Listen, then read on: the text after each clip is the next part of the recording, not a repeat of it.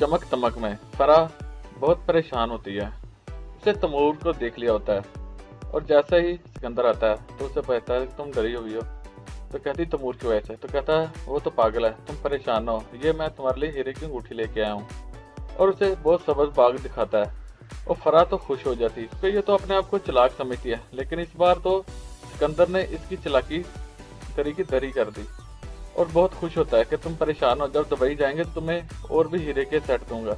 उधर उसकी माँ नाश्ते के लिए चीखती चिल्लाती है और रामीन को बुलाती है। जैसे ही फराज आता है तो उसे कहती है अपनी बेगम को उठाओ, नाश्ता लेके जाना है फराह के घर। तो कहता है कि अनम को कह दे फराह की तबीयत खराब है, उसके सर में दर्द है।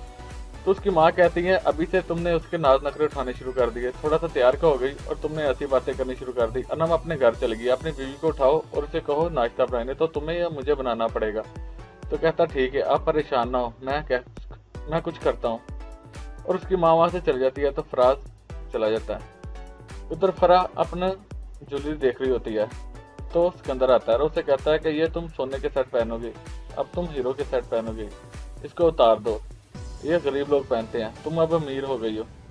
इसी बात को लेकर फराह बहुत खुश होती है कि मुझे हीरो के सेट दे रहा है और साथ ही कहता है कि तो कुछ सामान है वो मैं तुम्हारा अपनी अम्मी अब्बू के साथ दुबई भिजवा दूं। तो कहती है ठीक, इसे क्या पता कि ये सब कुछ इससे छीन लेगा। उधर फराज और अमीन आती है नाश्ता लेके और सिकंदर आता है और उन्हें अंदर आने का कहता है और ये तो बहुत खुश होते हैं।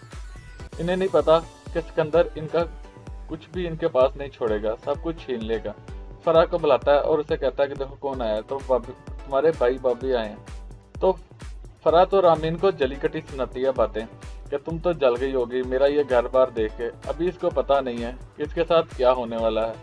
और फराज और सिकंदर भी आपस में बातें करते हैं और उसके माँ बाप को पूछता है तो वो कहता है कि वो तो रात से ही चले गए हैं, वो फराह से मिल के गए हैं। तो कहता है इतनी जल्दी क्यों? तो कहता है उनको कुछ काम था, अगर वो ना जाते तो उनको लाखों का नुकसान होता। उधर साद को उसकी माँ कहती है कि हमायूं बहुत गुस्से में था, उससे तुम आराम से बात करना और जो हो सके उसे बहाना कर देना। और साद कहता मुझे पता है उससे क्या बात करनी है। अनम फराह कहती है कि दावत पे आ रही हो तो मेरा जेवर लेती है ना। तो फराह कहती है कि अम्मा ने तो कहा था कंगन और चूड़ियां मेरी हैं। तो कहती है बूंदे और हार तो मेरे थे ना। इसी बात को लेकर इन बहनों में झगड़ा होता है क्योंकि फराह बहुत चालाक है। उधर फराह कहती है यहाँ पे पूरे सेट पड़ा हुआ था, कंगन था, ज्वेलरी थी। सिकंदर उसे कहता है कि वो तो मैंने अम्मी को दे दिया। उधर अनम है कि वो कहती है अपनी माँ से कि पूरे 22 लाख का सेट था। तो अनम की माँ कहती है कहीं ये तुम्हारी सास बेच ही ना दे।